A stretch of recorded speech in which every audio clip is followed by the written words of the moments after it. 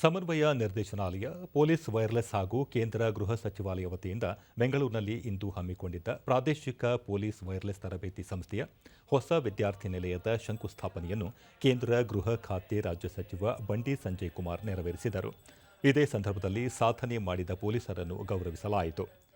ಈ ವೇಳೆ ಸಂಸದ ತೇಜಸ್ವಿ ಸೂರ್ಯ, ಪ್ರಾದೇಶಿಕ ಪೊಲೀಸ್ ವೈರ್ಲೆಸ್ ತರಬೇತಿ ಸಂಸ್ಥೆ ಸಹಾಯಕ ನಿರ್ದೇಶಕ ಕೆ. ಇಲ ಮುರುಗನ್ ಸೇರಿದಂತೆ ಗೃಹ ಇಲಾಖೆಯ ಹಿರಿಯ ಅಧಿಕಾರಿಗಳು ಉಪಸ್ಥಿತರಿದ್ದರು.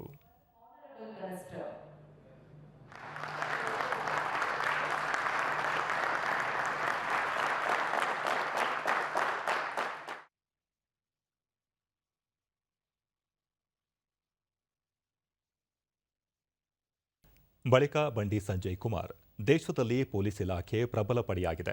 ವಿವಿಧ ವಿಭಾಗಗಳ ಪೊಲೀಸ್ ಸಿಬ್ಬಂದಿಗಳು ದಿನದ 24 ಗಂಟೆಗಳ ಕಾಲ ಕಾರ್ಯನಿರ್ವಹಿಸುತ್ತಿರುವುದರಿಂದ ದೇಶ ಸುರಕ್ಷಿತವಾಗಿರಲು ಸಾಧ್ಯವಾಗಿದೆ ಎಂದು ಹೇಳಿದರು. सशस्त्र पुलिस बल, NDRF, SDRF, fire services, emergency medical services जो अभी तक केवल सीमित नेटवर्क पर वॉइस कम्युनिकेशन और एसएमएस का उपयोग कर रहा है. ತೇಜಸ್ವಿ ಸೂರ್ಯ, ಕೃತಕ ಬುದ್ಧಿಮತ್ತೆ ಪರಿಣಾಮಕಾರಿಯಾಗಿ ಕೆಲಸ ಮಾಡುತ್ತಿದೆ. ಮುಂದಿನ ದಿನಗಳಲ್ಲಿ ಇದರ ಬಳಕೆಯನ್ನು ಪೊಲೀಸ್ ಇಲಾಖೆ ಸಮರ್ಪಕವಾಗಿ ಬಳಸಿಕೊಳ್ಳುವ ಅಗತ್ಯವಿದೆ. ಈ ಮೂಲಕ ಸೈಬರ್ ಅಪರಾಧಗಳನ್ನು ತಡೆಯುವಲ್ಲಿ ತಂತ್ರಜ್ಞಾನದ ಬಳಕೆ ಅವಶ್ಯಕವಾಗಿದೆ ಎಂದು ತಿಳಿಸಿದರು. Karnataka, Tamil Nadu, Andhra Pradesh, Kerala, Telangana, Andaman Nicobar islands and the Lakshadweep.